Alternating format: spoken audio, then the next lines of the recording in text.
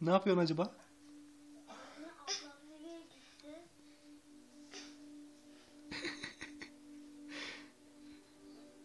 Püf, bir şey koktu burada.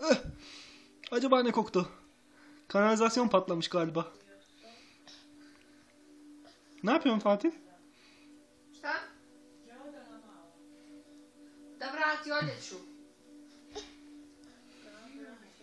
Pa ovo što je ova posudila, ova je, znaš, sve daje svoju odjeću što ona ne nosi, staru.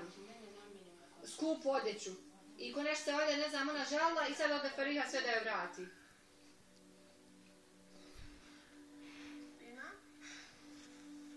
Çıkmıyor mu pantolon?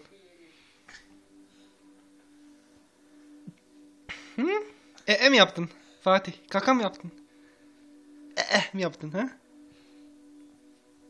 Çıkmıyor mu?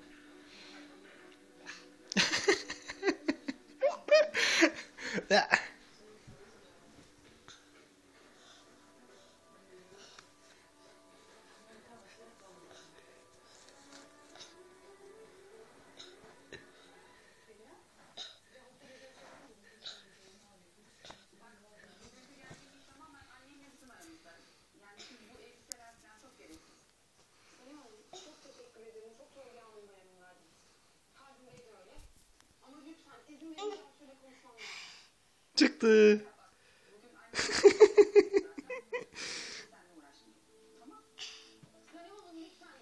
Of, burada bir şey kokuyor. Üf.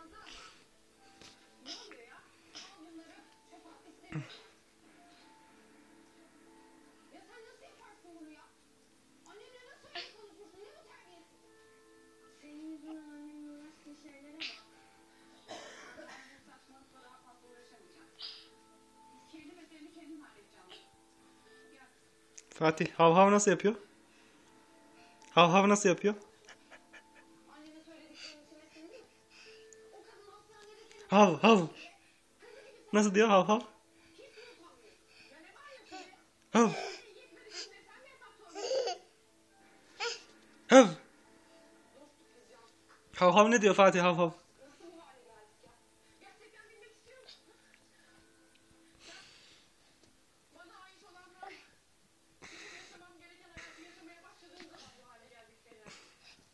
Ce.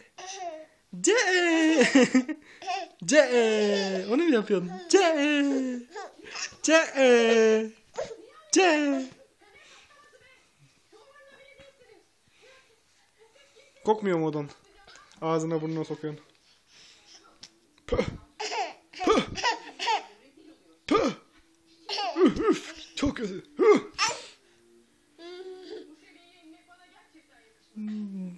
Ce.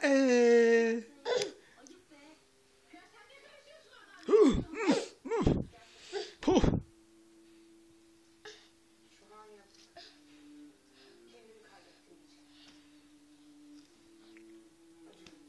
Hadi bay bay yap. Bay bay. Kime yapacağım diye bakıyor. Kameraya yap, kameraya. Buraya yap. Bay bay yap. Bunu nineye yollayacağız. Bay bay yap.